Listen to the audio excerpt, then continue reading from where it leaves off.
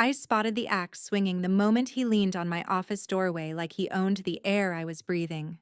New senior VP, fresh from the West Coast, wearing a suit sharp enough to cut glass and teeth so white you'd think they were trademarked. Margaret, he said, because of course he used my first name, like we were old friends. Your little personal touch client thing. Adorable. Then came the kicker. But we're moving to a more scalable model. Translation: you're fired, but I'll dress it up so you think it's a compliment. 10 minutes later, I was sitting in a glass-walled HR room staring at a severance packet they slid across the table like it was a birthday card. My ID badge deactivated before my pen even left the page. They tossed in a branded canvas tote logo front and center as if free swag could mask the fact they'd just torched 34 enterprise accounts with one smug signature. Walking past my desk for the last time, I let my hand brush against the worn spine of my old Harbor Light binder. That binder had survived 2 economic downturns, a messy merger, and more red-eye flights than my doctor ever approved of.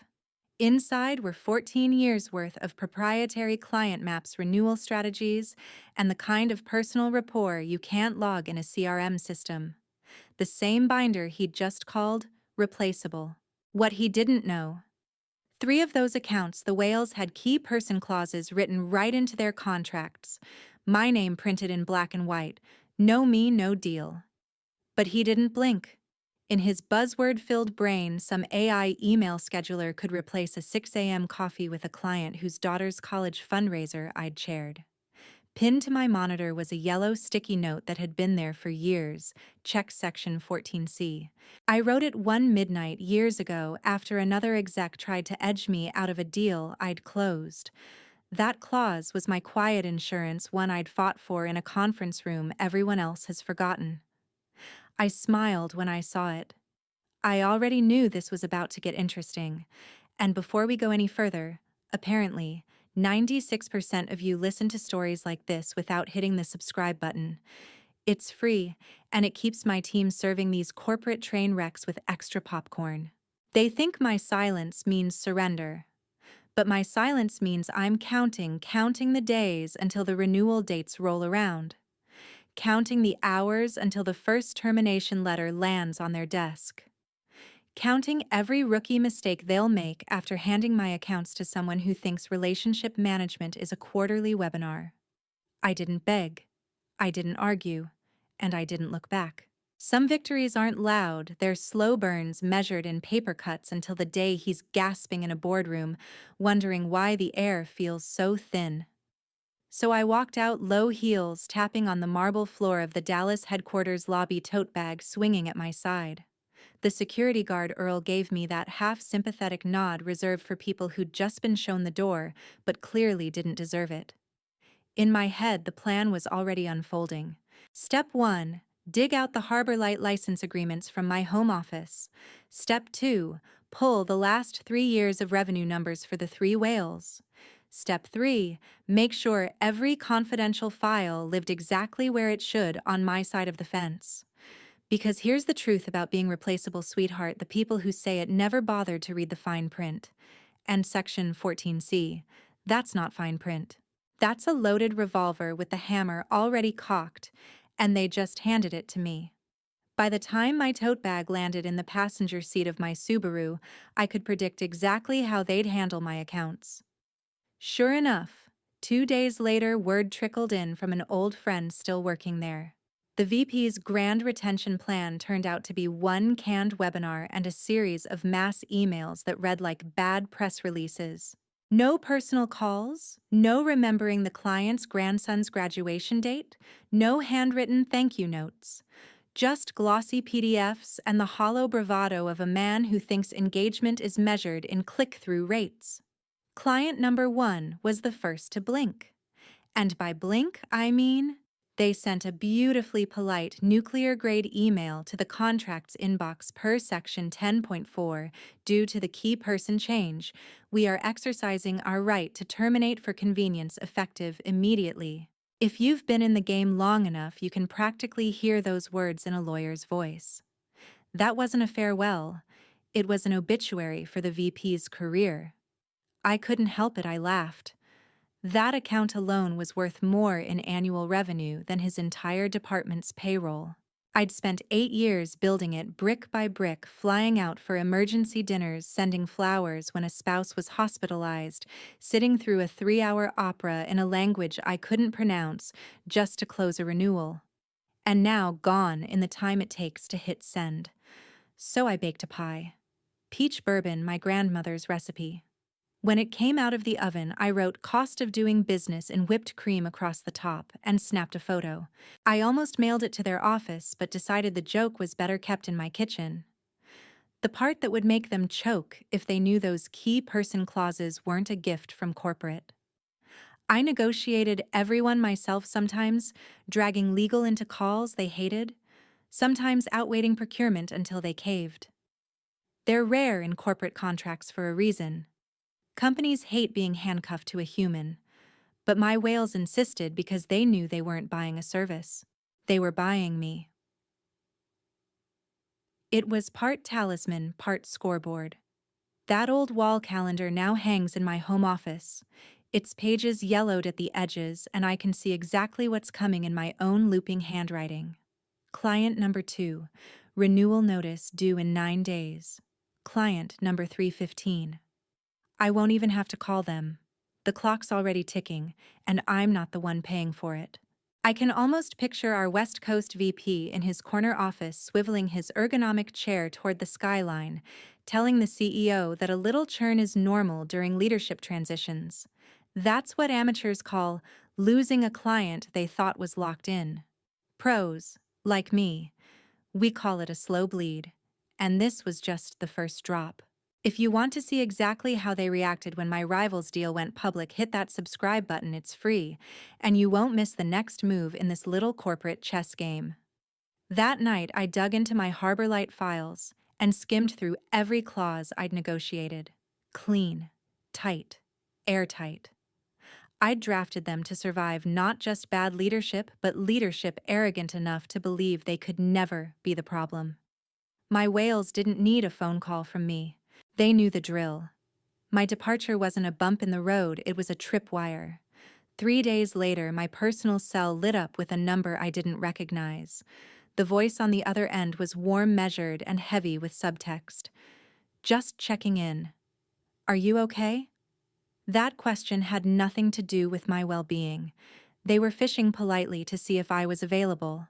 I smiled into the receiver. The bleed had begun. And nothing terrifies management more than realizing the wound won't clot. 9 days after Client 1 walked, Client 2 sent their own parting shot. Pursuant to Section 11B, we are terminating effective immediately due to key person change.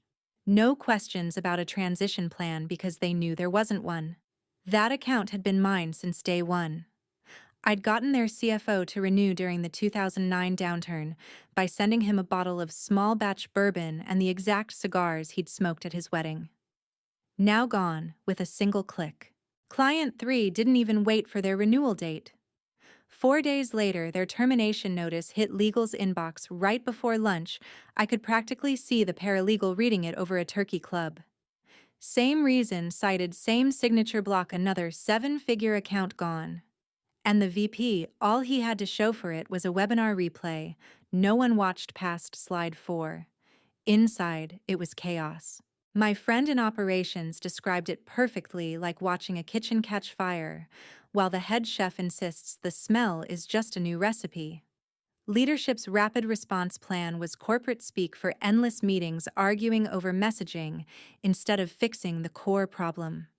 Because the clients hadn't been buying a service, they'd been buying me. The CEO's assistant, a woman who had never spoken to me directly in over 14 years, sent me an email with the subject line, "Urgent, need your attention scripts ASAP. No greeting, no hope you're well." Just the assumption that I'd hand over the very thing I'd fought tooth and nail to keep mine, the Harbor Light scripts. They had no idea those scripts weren't company property.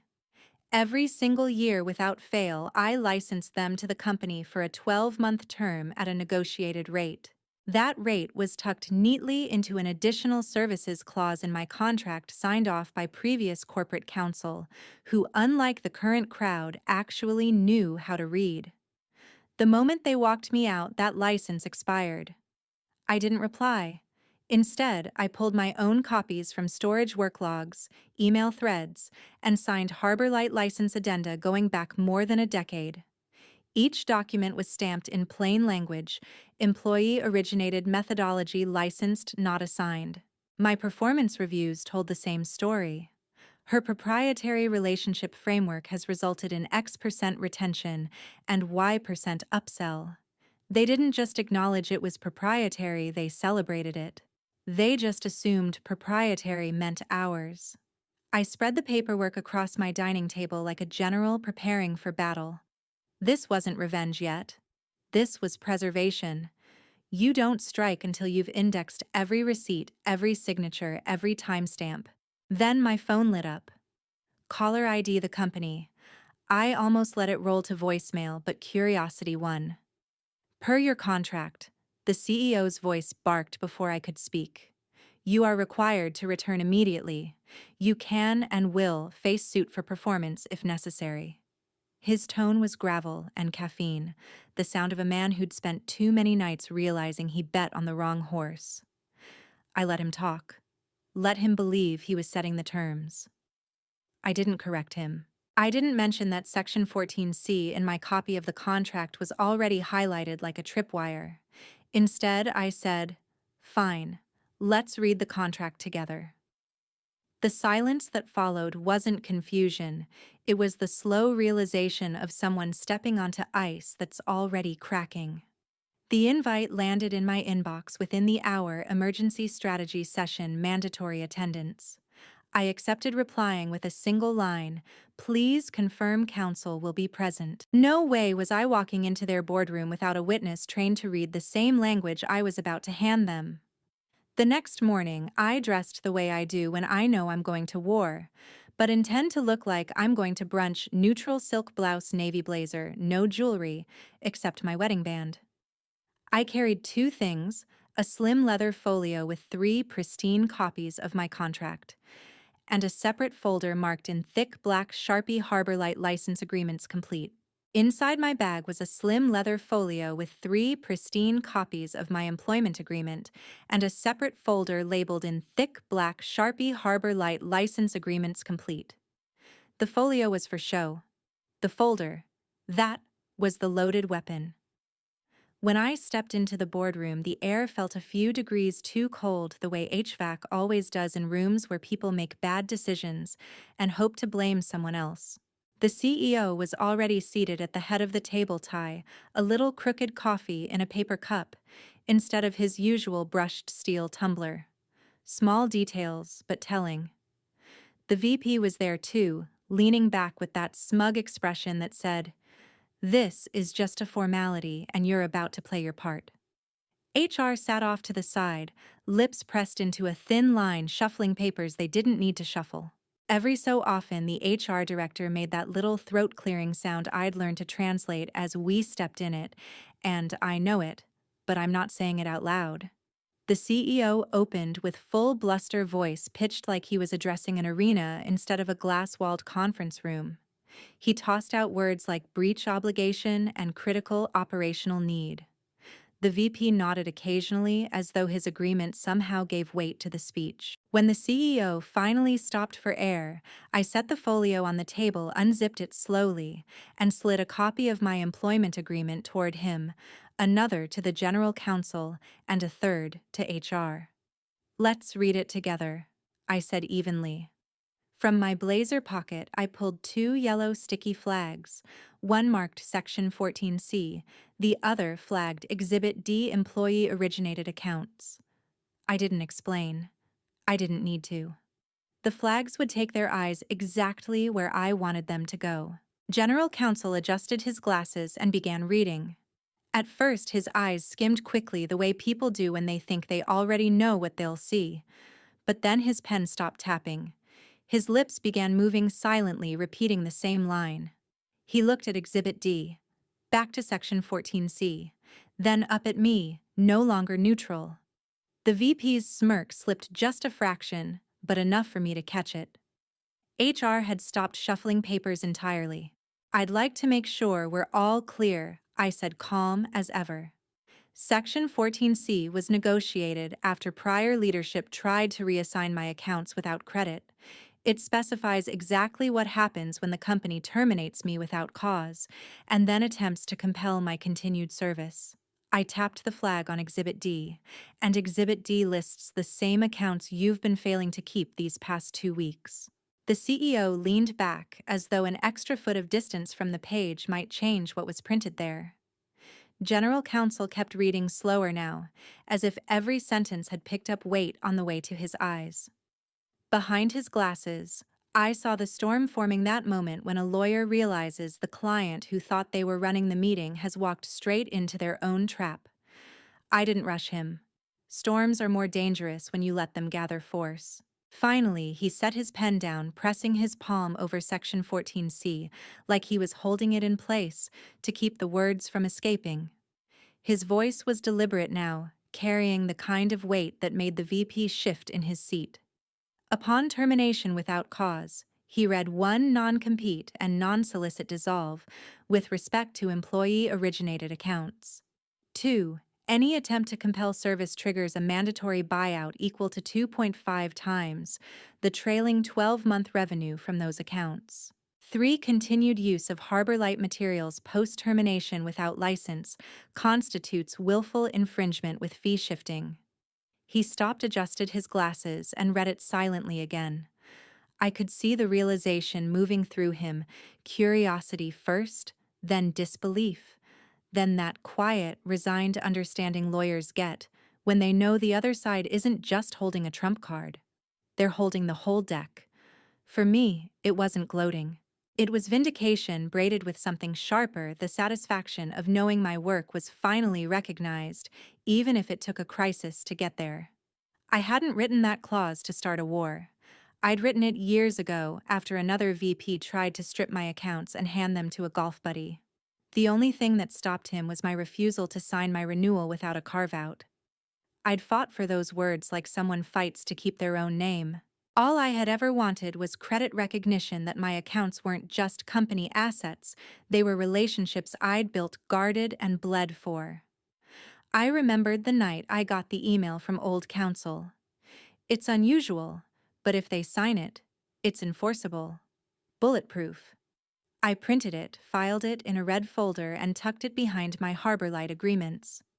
That same folder sat on the chair beside me now, its corner just visible under my blazer. The VP gave a short, humorless laugh, muttering something about overly generous language that wouldn't hold up. Counsel didn't even glance at him. Instead, he turned to HR and asked, "Did you terminate her without cause?" The HR director shifted, glanced at the CEO, then down at the table. The silence was telling, not the "will check the record" pause, but the pause of someone who already knew the record would hang them. The CEO cleared his throat, flipping pages as if another section might rewrite the one in front of him. But no one in that room, least of all me, was fooled. The math was already working itself out in counsel's head. 3 whales, trailing 12-month revenue in the high 7 figures. Multiply that by 2.5, then add statutory damages for willful IP infringement if they'd touched the Harbor Light system since my last paid license. It was the kind of number that makes board members whisper and shareholders demand to know why no one saw it coming. I stayed perfectly still, letting the weight of it sink into the room. In my head, I could hear a clock ticking, not the one on the wall, but the one that started the moment they walked me out. The buyout clock. The damages clock. The "we've just made a multi-million-dollar mistake" clock. The VP glanced at me, maybe searching for some sign I'd waver. I didn't. I wasn't here to beg for my job or trade jabs. I was here to watch them read their own signatures and realize exactly what they'd agreed to. And now they had. The silence stretched a beat too long, that awkward pause where everyone's deciding who speaks first without admitting they're the one in trouble. Finally, General Counsel broke it with a quiet order to finance pull the trailing 12-month revenue for the employee-originated accounts listed in Exhibit D. A junior analyst in a Navy suit slipped out laptop already open moving like he knew this wasn't busy work, it was a live grenade. 10 minutes later, he was back pale and tight-lipped, whispering to the CFO whose shoulders slumped instantly. The total was read aloud like a confession high 7 figures, multiplied by 2.5 under Section 14C. The buyout number didn't just land, it flattened the air out of the room. You could practically hear them converting it into lost profit quarters and vanished executive bonuses. Before anyone could recover, operations made it worse. We did use her Harbor Light scripts last week.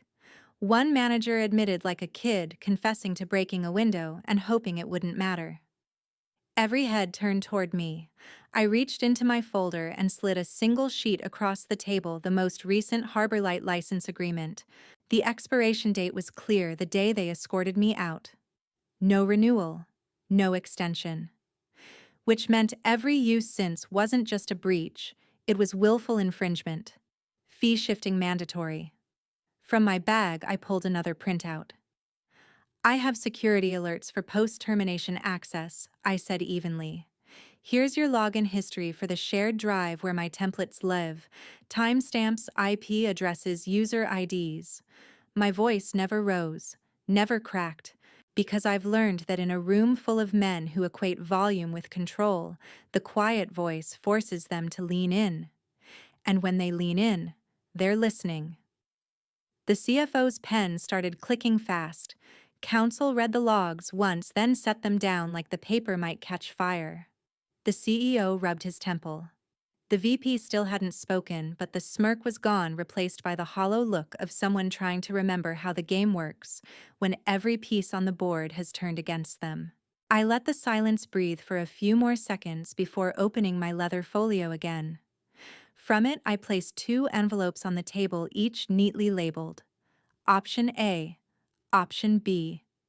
I slid them forward side by side like a magician setting down the final cards. Option A, I began evenly. You retain me as an independent consultant at $900 an hour, 200-hour minimum payable in advance. The VP resigns. You issue a public apology for role misclassification and reinstate the Harbor Light license for 12 months at triple the previous rate. I tapped the second envelope. Option B, I decline. I join a competitor who has already papered contracts with my 3 whales. You wire the buyout amount plus infringement damages by Friday at 5 p.m. My voice stayed level, my smile polite but thin. This wasn't anger anymore, it was arithmetic. Numbers with teeth. And now they knew exactly how hard those teeth could bite. I rested my fingertips lightly on both envelopes the way a card shark hovers over a winning hand. You can open them now or later. Either way, the clock's running. Option A was printed in clean bullet points, the narrow escape hatch. Retain me as a consultant at $900 an hour. Announce my reinstatement with the same cheerful memo they'd use to welcome any executive back issue, a public apology that doubled as a warning to anyone else thinking they could sideline me, and immediately reinstate the Harbor Light license at triple the old rate invoice payable today. Option B was cleaner, bloodier. I would walk straight to their Dallas competitor who already had signed contracts ready. I'd be the named key person again, and Section 14C's buyout amount plus willful infringement fees would be wired by Friday. No negotiations, no extensions, no second chances. I slid the envelopes closer just enough so the board members could read the labels. I didn't open them. I didn't need to. Paper has weight and weight speaks. I caught the CFO glancing at the slightly thicker envelope Option B, then looking away quickly as if staring too long might make it real. The VP finally found his voice. Too loud, like someone trying to shout over the sound of his own pulse. "This is extortion," he barked, puffing himself up in the chair. "The Harbor Light methodology is company property. You built it here?" I didn't interrupt. I didn't have to. I tilted my head at him the way you might look at a dog barking at its own reflection, bemused but not engaged. Then I turned to general counsel because I didn't need to answer. Someone else could do it better. Counsel didn't even glance at the VP. He picked up my contract, flipped to Exhibit D, and read aloud. He set the page down, looked directly at the VP, and said, "It's not yours." The words landed like a gavel. The VP opened his mouth to protest, but counsel cut him off. "And continuing to use those materials without a current license." He trailed off, adjusted his glasses, and looked at me. "You have access logs?" I slid them across the table without a word. The timestamps sat there like fingerprints at a crime scene. Counsel scanned them, nodded once, the kind of nod that says he'd just recalculated the damages number in his head. I smiled then. Not a warm smile, the kind that flickers in a blackout, sharp and quick warning that the lights won't come back on until I say so. "Choose wisely," I said. The clock's already halfway through its last tick. Then I leaned back, letting the hum of the fluorescent lights fill the silence while we all waited to see which envelope they had the courage to touch first. The VP apparently thought doubling down was his best move. He leaned forward, elbows planted, and barked louder as though volume could turn fiction into fact. "Harbor Light is company property. It was developed here with our resources. It belongs to us." Counsel didn't even sigh. He simply turned the pages of my contract again, deliberately slow, until he reached Exhibit D once more. His voice was crisp when he read it for the second time. "Harbor Light proprietary methodology. Licensed annually by mutual agreement. Ownership remains with the employee-originated account holder." Then he closed the binder with a quiet, final thud and looked at the VP the way a teacher looks at a student who's just failed an open book test. The CEO's hand was shaking now, not from anger, but from the cold, creeping realization of what this meant. HR, still welded to her chair, spoke so softly I almost missed it. He reused her scripts. Her eyes darted from me to counsel as if hoping one of us would say it didn't matter. Neither of us did. Counsel muttered something under his breath, just loud enough for me to hear. Oh my God. It wasn't profanity, it was math. He'd just tripled the damages figure in his head. No rush of anger came over me. No adrenaline spike. What settled in my bones instead was a clean, cold clarity. They weren't enemies anymore. They were line items. And I knew exactly how to tally them. From my folder, I pulled 2 more sheets of paper. One document was a set of board meeting minutes from 3 years ago, signed by the corporate secretary, noting Harbor Light as a third-party methodology licensed from me. The other was the original origin memo my signature witnessed by former counsel, stating I'd developed the framework independently before joining the company. Anchors. Unmovable. The VP went silent, fight leaking out in slow drips. The CEO stared at the invoice pad I pulled from my folio. I wrote 1 page. No fluff. The buyout amount per Section 14C infringement fees for every unauthorized use of Harbor Light post-termination totals circled in heavy ink. Deadline Friday, 5:00 p.m. Sliding it across the table, I rested a fingertip on the clause the CEO had tried to use against me. "This is the line you thought would force me back," I said quietly. "It actually triggers the buyout and dissolves every restriction tied to my accounts." Counsel's slow nod was both agreement and concession. The fight was done. "What would it take to make this go away?" the CEO asked, his voice stripped of menace. I tapped the thicker envelope, option B, and stood. No one opened it.